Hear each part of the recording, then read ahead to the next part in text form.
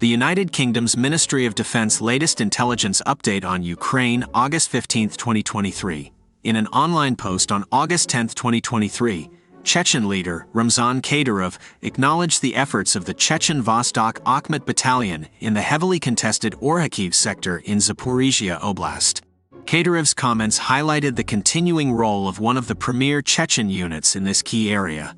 The Vostok Battalion, which officially comes under the command of the Russian Southern Military District's 42nd Motor Rifle Division, has been active around the village of Robotyne. Chechen forces comprise a relatively small but high-profile component of Russian forces in Ukraine. Kadyrov likely heavily promotes his unit's involvement partially to burnish his credentials as a loyalist to President Vladimir Putin and the Kremlin. The deployment of Chechen fighters allows Moscow to deploy some of its most seasoned and motivated forces to critical areas of the front while minimizing casualties among ethnic Russian units. Ukraine Air Force Command Update. At approximately 4 a.m. local time on August 15, 2023, Russia launched a major missile attack on targets across Ukraine. Russia launched at least 28 cruise missiles from aircraft and naval vessels. 4 Kh-22 cruise missiles were launched from 6 Tu-22 M3 long-range bombers operating out of airfields in Soltsi and Shaykovka, Russia. 20 Kh-101 and Kh-555 cruise missiles were fired by 11 Russian strategic bombers taking off from Engels and Olenogorsk air bases in Russia. 4 Caliber cruise missiles were launched from a Russian Navy frigate in the Black Sea near Yalta, Crimea. Air raid alerts were activated nationwide in Ukraine. Ukraine's air defenses responded in multiple regions, with anti-aircraft missile units, mobile fire groups, fighter aircraft, and other assets engaging incoming missiles. According to initial assessments, Ukrainian air defense forces shot down at least 16 Kh-101 and Kh-555 and Caliber cruise missiles through coordinated efforts between the Air Force and other branches of Ukraine's military. Additionally, Ukrainian forces detected 8 launches of Russian S-300 and S-400 surface-to-air missiles in the Dnipropetrovsk and Zaporizhia regions. This latest attack highlights Russia's continuing reliance on standoff cruise missile strikes against Ukrainian civilian infrastructure and morale. The Institute for the Study of War Russian Offensive Campaign Assessment. Ukrainian forces continued counteroffensive operations across multiple sectors of the front line on August 15, reporting advances in Luhansk Oblast and western Zaporizhia Oblast. According to Ukraine's General Staff, Ukrainian troops pressed their counteroffensives in the Bakhmut, Melitopol, western Zaporizhia, and Berdyansk, western Donetsk, eastern Zaporizhia, directions.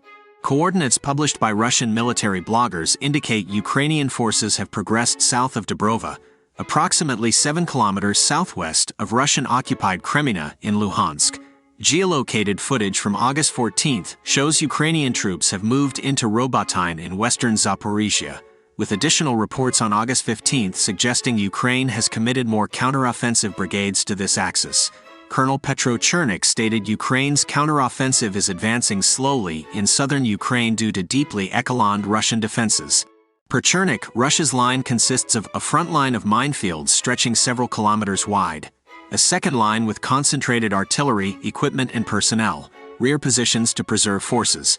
Chernik emphasized Ukrainian counterbattery fire is vital to prevent Russian artillery targeting Ukrainian mine-clearing vehicles. His assessment aligns with the Institute for the Study of War's view that Russia's elastic defense is slowing Ukraine's southern advances, though not stopping them. The coming week will likely see continued incremental Ukrainian gains as Kyiv nibbles away at Russia's defenses amid ongoing artillery duels and maneuvers. Russia's forces remain dug in and unlikely to collapse, but Ukraine appears to be making slow headway. The Institute for the Study of War key takeaways today. Russia conducted widespread missile strikes across Ukraine overnight August 14 to 15, targeting civilian infrastructure in rear areas. At the Army 2023 Forum in Moscow, the Kremlin is fostering military and political ties with other states to portray Russia as a reliable, advanced partner against the West. In boilerplate comments, Putin and Defense Minister Shoigu framed Russia as effectively regenerating forces while portraying Western Ukrainian resources as limited.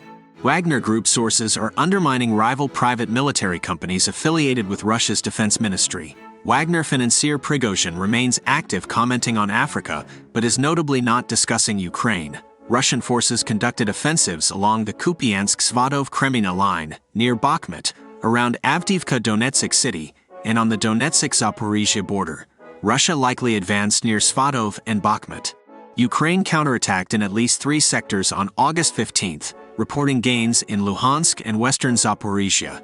The Russian Vostok Battalion claimed Russia has fully lost Urozhainy and Donetsk, blaming a lack of infantry and equipment. Volunteers from Russia's Bashkortostan Republic reportedly deployed to Ukraine. Moscow continues integrating occupied Ukrainian territory into its cultural and educational sphere.